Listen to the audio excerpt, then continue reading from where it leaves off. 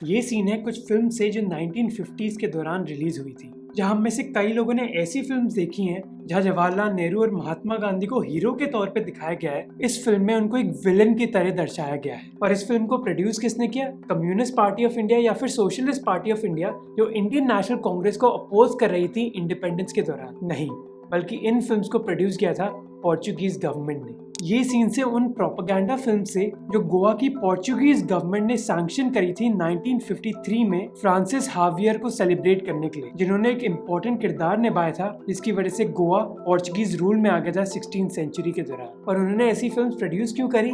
गोवंस को कन्विंस करने के लिए कि उनको पोर्चुगीज कंट्रोल में ही रहना चाहिए, ना कि इंडिपेंडेंट होना चाहिए। जहां अंग्रेज और फ्रेंच सरकारों ने इंडिया को छोड़ दिया था, वही पोर्चुगीज सरकार गोवा में मौजूद थी। और इस चीज के पीछे उन्होंने एक मेजर कारण दिया था कि गोवा की 40% पॉपुलेशन कैथलिक थी और उनका मानना था कि ये पॉपुलेशन एक हिंदू डोमिनेटेड इंडिया में सेफ नहीं होगी। और उनका ये भी कहना था कि जो गोवा का कल्चर है वो इंडिया के दूसरे भागों से बिल्कुल अलग है। आजकल हम गोवा को एक पॉपुलर टूरिस्ट अट्रैक्शन के तौर पे जानते हैं, पर एक टाइम ऐसा भी था जब लोग गोवा से इंडिया नहीं आ सकते थे और जो बेसिक चीजें थी वो भी उनको इम्पोर्ट करनी पड़ती थी यूरोपियन कंट्री से, क्योंकि इंडिया से वो ट्रेड नहीं कर सकते थे। पर ये चेंज हो गया 17 दिसंबर 1961 में, जब इंडिया ने 30,000 आर्मी सोल्जर्स भेजे एयरफोर्स और नेवी के सपोर्ट के साथ, जिन्होंने गोवा में बेस्ड करीब 900 पोर्चुगीज सोल्जर्स को आसानी से हरा दिया और गोवा पर पोर्चुगल का करीब 450 साल पुराना रूल खत्म कर दिया। तो फिर गोवा पोर्चुगल की एक कॉलोनी बनी कैसे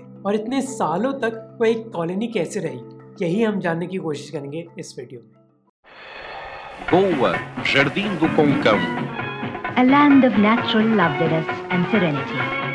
Panjim and the little colony of which it is the capital have been Portuguese for 450 years. Now it is part of the Republic of India after just about the easiest conquest on record.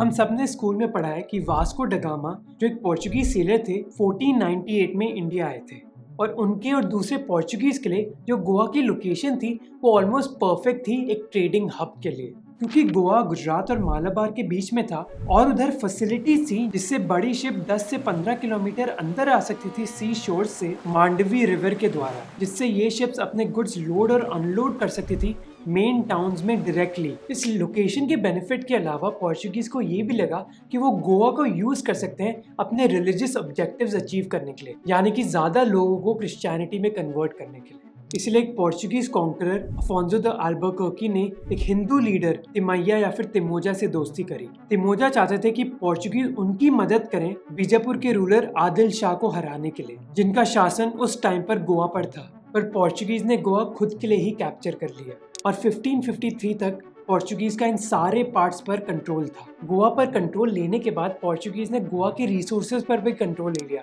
जैसे spices और gold. इसके अलावा वो लोगों को Christianity में convert भी करने लग गए थे। ये कन्वर्जन पॉलिसी करीब 2 सेंचुरी तक चली। इसके अलावा गोवा को कई इन्वेजन्स का भी सामना करना पड़ा, डच से, मराठा से और अंग्रेजों से, जिसकी वजह से गोवा बहुत टाइम तक इंस्टेबल रहा, जिसका इम्पैक्ट लोगों की जिंदगी पर भी पड़ा। पर अल्टीमेटली पोर्चुगीज इन अटैक्स को काउंटर कर पाए और उन्होंने गोवा के और एरियाज अपने कंट्रोल में ले लिए। अब जहां पोर्चुगीज कंट्रोल के खिलाफ रेजिस्टेंस जरूर थी गोवा में, पर उधर एक वेस्टर्न एजुकेटेड एलीट भी उभर आई जो पोर्चुगीज सरकार के साथ अपना एक अच्छा रिलेशनशिप बनाना चाहती थी। और इस एलीट क्लास का ही सबसे ज्यादा फायदा हुआ था 1820 में, जब पोर्चुगल ने कॉन्स्टिट्यूशन अडॉप्ट कर लिया था और पार्लियामेंट्री इलेक्शंस भी होल्ड करे थे। गोवंस को पोर्चुगीज पार्लियामेंट में रिप्रेजेंटेशन भी मिली और वो वोट भी डाल सकते थे, पर वही गोवंस वोट डाल सकते थे जो पोर्चुगीज बोल सकते थे, कैथलिक थे और मेजर टैक्सेस भी देते थे। लोकल न्यूज़पेपर्स को छापना भी अलाउ कर दिया था गोवा में।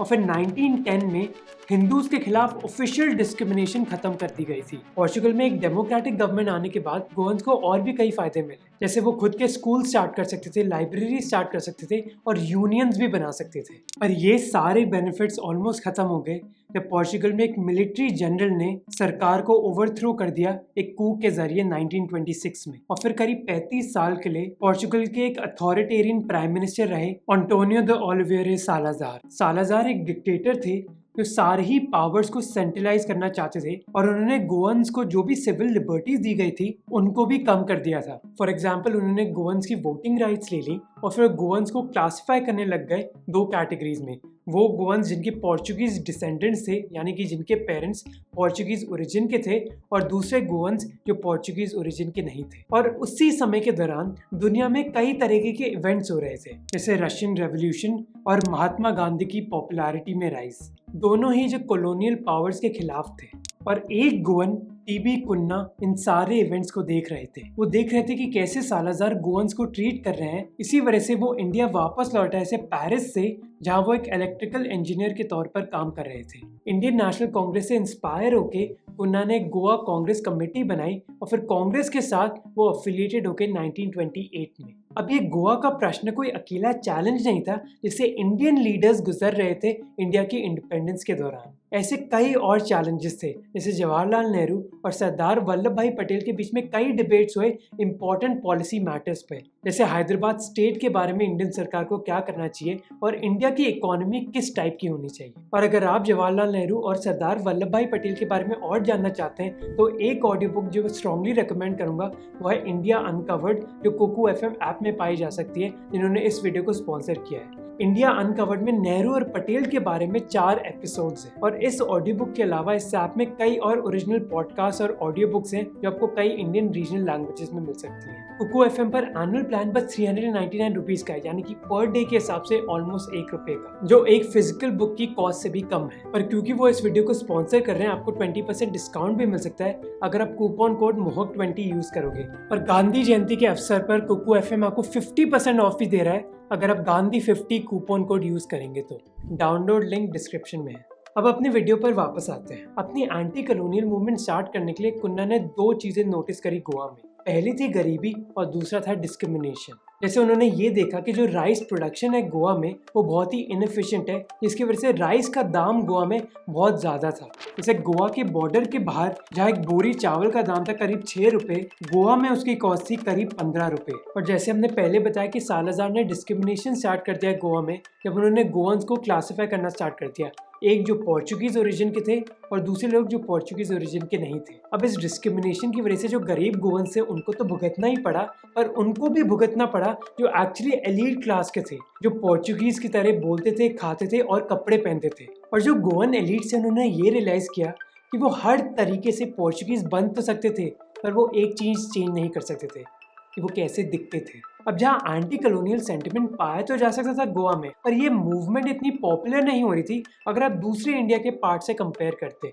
और इसके पीछे 2 कारण थे। पहला कारण था कि इंडियन नेशनल कांग्रेस और जवाहरलाल नेहरू ने इस मूवमेंट को इतना सपोर्ट नहीं दिया था दूसरी मूवमेंट्स के कंपैरिजन से। अब आप पूछेंगे क्यों? क्योंकि नेहरू और दूसरे लोग मानते थे कि जब अंग्रेज इंडिया को छोड़ के चले जाएंगे तब ऑटोमेटिकली पोर्चुगीज भी छोड़ देंगे। इसी वजह से गोवा उनके लिए इतनी बड़ी प्रायोरिटी नहीं थी। इनफैक्ट जब लीडर राम मनोहर लोहिया ने एक सिविल डिसोबीडियंस मूवमेंट स्टार्ट करी थी गोवा में, नेहरू ने उनको इंकरेज किया इस मूवमेंट को कंटिन्यू रखने के लिए, पर कहा कि इंडियन नेशनल कांग्रेस अभी एक इंडियन फ्रीडम स्ट्रगल में इन्वॉल्व है और इसी वजह से उनके लीडर्स के पास इतना समय नहीं है दूसरी छोटी मूवमेंट्स के लिए। और दूसरा कारण था कि इस मूवमेंट का बहुत ज्यादा पॉपुलर सपोर्ट गोवंस के बीच भी नहीं था, और इसके पीछे भी कई कारण थे। पहला था कि जो गोवंस एलीट थे जिनके पास सबसे ज्यादा पॉलिटिकल पावर थी, वो एक्चुअली गोवा छोड़ के बॉम्बे चले गए थे सालाजार की डिस्क्रिमिनेटरी पॉलिसीज की वजह से। इसी वजह से गोवा में एक लीडरशिप वैक्यूम आ गई थी। इसके अलावा पोर्चुगीज सरकार ने गोवा में कई लीडर्स को अरेस्ट भी करना स्टार्ट कर दिया,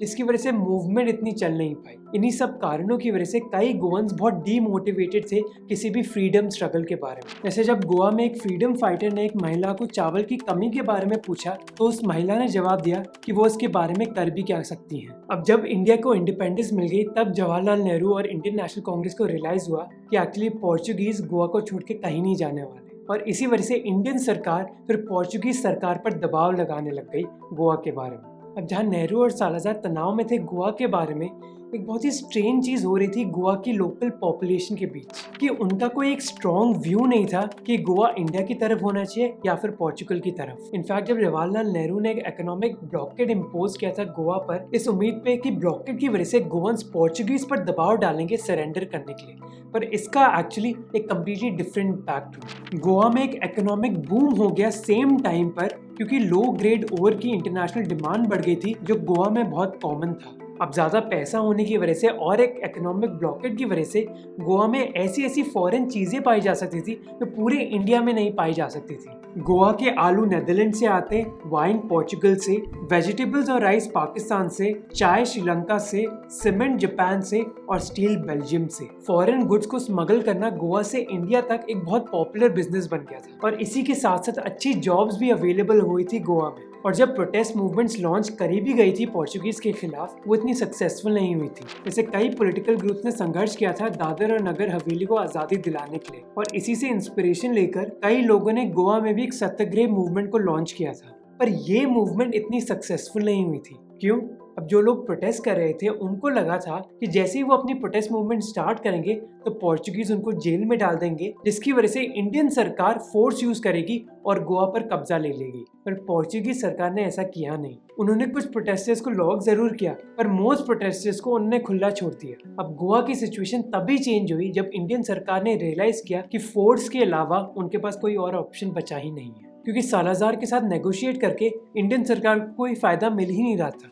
नेहरू मानते थे कि गोवन इंडियन है हर स्टैंडर्ड के हिसाब से, और गोवा को अभी एक रेसिस्ट, फासिस्ट और कॉलोनियल रेजीम एडमिनिस्टर कर रही है, जबकि सालाजार का मानना था कि गोवा एक अहम हिस्सा है पोर्चुगल का। इसीलिए सालाजार ने बिल्कुल मना कर दिया था नेहरू के साथ नेगोशिएट करने के लिए। पर इसी टाइम के अराउंड गोवा इंडिया बॉर्डर में टेंशन बढ़ रही थी इंडियन फोर्सेस और पोर्चुगीज फोर्सेस के बीच। और फाइनली 7 दिसंबर 1961 को जवाहरलाल नेहरू ने लोकसभा में ये माना कि अब सरकार के पास कोई और सोल्यूशन बचा ही नहीं है। गोवा की बॉर्डर में इंडियन ट्रूप्स का बिल्डअप देखते हुए पोर्चुगीज सरकार ने पोर्चुगीज महिलाओं और बच्चों को इवैक्यूएट करना स्टार्ट कर दिया गोवा में। अब गोवा में पोर्चुगल की फोर्स बहुत ही छोटी थी और सालाजार को पता था कि ये फोर्स इंडियन फोर्स के साथ लड़ नहीं पाएगी। इसी वजह से वही सालाजार जो इतने टाइम से नेगोशिएट नहीं करना चाहते थे नेहरू के साथ, अब नेगोशिएट करने के लिए तैयार हो गए थे। पर नेगोशिएशन करने का समय अब चले गया था, क्योंकि 5 दिन बाद ही इंडियन आर्मी, नेवी और एयरफोर्स ने पोर्चुगीज फोर्सेस पर हमला किया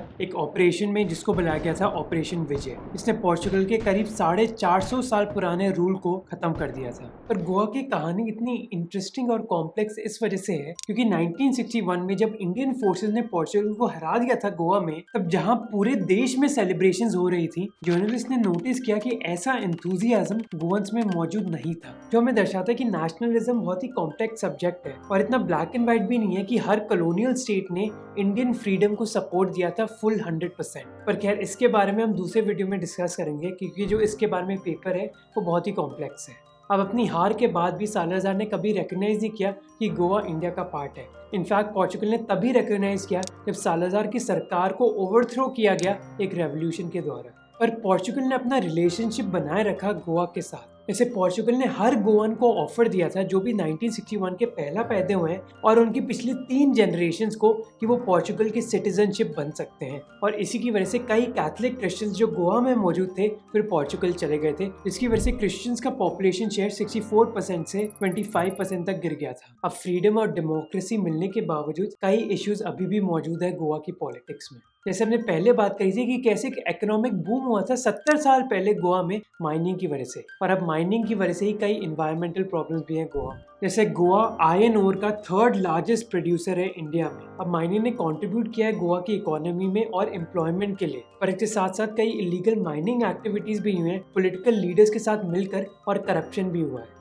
और आप न्यूज़ में देखते होंगे कि कैसे गोवा स्ट्रगल कर रहा है अपने शॉर्ट टर्म इकोनॉमिक गोल्स को अचीव करने के लिए अपनी लॉन्ग टर्म इन्वायरमेंटल स्टेबिलिटी के खिलाफ। और इन्वायरमेंट पे प्रेशर और बढ़ गया है जब से गोवा में एक इंफ्रास्ट्रक्चर बूम हुआ है। तो चाहे गोवंस को अब इंडिपेंडेंस जरूर मिल गई हो, पर उनको अपनी सत्याग्रह मूवमेंट अभी भी कंटिन्यू करनी होगी, ये इंश्योर करने के लिए कि उनके राज्य में ऐसी डेवलपमेंट हो जो लोग और उनके इन्वायरमेंट के लॉन्ग टर्म इंटरेस्ट को प्रायोरिटाइज करें।